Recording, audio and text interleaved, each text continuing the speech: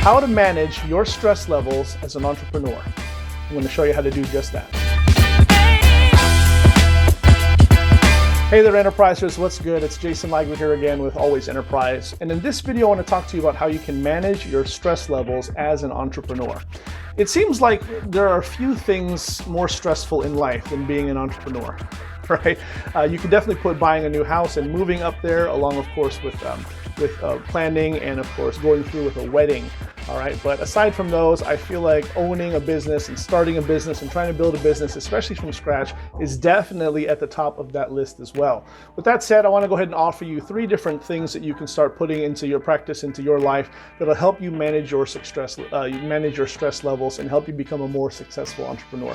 This is definitely important though, because I feel like there's no escaping it, right? I don't know who wrote it. I forget who wrote it, but one of the most impressionable quotes that I've ever read goes like this: if you can't manage stress, you can't handle success.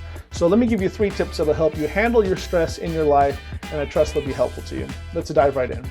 Number 1, task prioritization.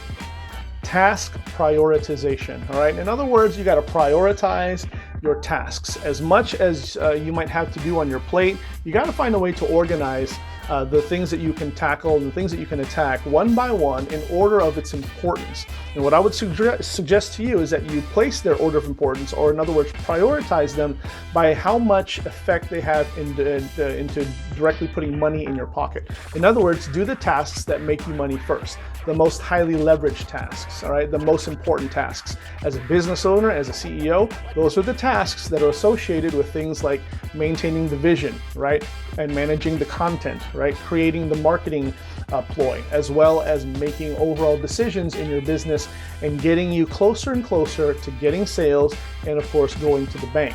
So make sure that you prioritize your tasks. And you can do it however you want to do it. Okay, you can use technology, but as much as I love technology, I'm still an old school guy. I actually prefer to have a paper and a pen, right? Just a legal pad of paper and a pen. I like to write my tasks down, again, in order from the highest money-making assignments to things that are not so important, like creating logos and things like that. And I actually like to take a pen and cross off physically every single task. There's just something very gratifying in doing it. But you do it however works for you. Task prioritization.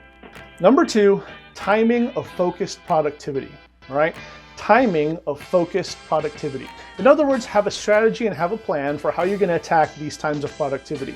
I've done videos in the past before on efficiency and managing your time and getting into your work group when you're working from home. This goes along with a lot of that, but essentially what I want you to understand here most importantly is finding the time that you recognize is the most beneficial for you to get the most productivity in as much as possible. There's much debate as to what season or what time of day is the most optimal for different people. And of course, they talk about getting up early in the morning and and doing certain things with your morning routine. All of that's wonderful and important.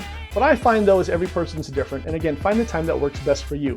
I also like to get up and I have a morning routine, but in terms of actual focused productivity work time, I actually find that the evening time works better for me. Maybe it's because I have 4 kids and at night when I've put all of them to bed, it's more quiet. I don't know. Again, find out what works for you.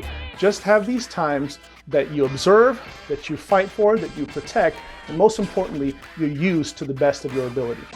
Number 3, tailored seasons of R&R. Tailored seasons of R&R. In this case, R&R stands for rest and recreation.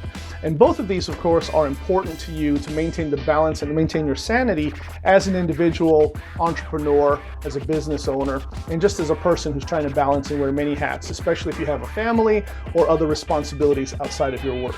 Take seasons of R&R, of rest and recreation that are just for you, that allow you the reprieve that you need to step away from your work and enjoy just being a person rather than just being a workaholic.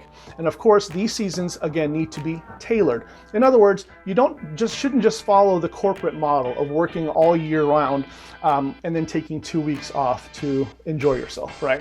That's not a winning situation for anyone. That's kind of a losing mentality, all right? If you're lucky at some jobs, you get two 2-week vacations, basically a month long. Again, it's not an optimal situation. Maybe you'd be okay with taking a day a week or a day every couple weeks, and you just make sure that in those times that you're taking away from your work, or at least taking it easy on your work, you're doing the things that also bring you joy, bring you happiness, and showing the people that you love that you are present with them, so that you're not wasting that time and just thinking about the business when you should be enjoying the time that you're with your family, or just doing some fun recreational things that make you happy. There you have it, my friends. Those are 3 simple ways that you can manage your stress levels as an entrepreneur. I trust these are helpful to you. If you got value out of this, please give me a like and drop a comment below. Let me know which one, of course, spoke to you the most.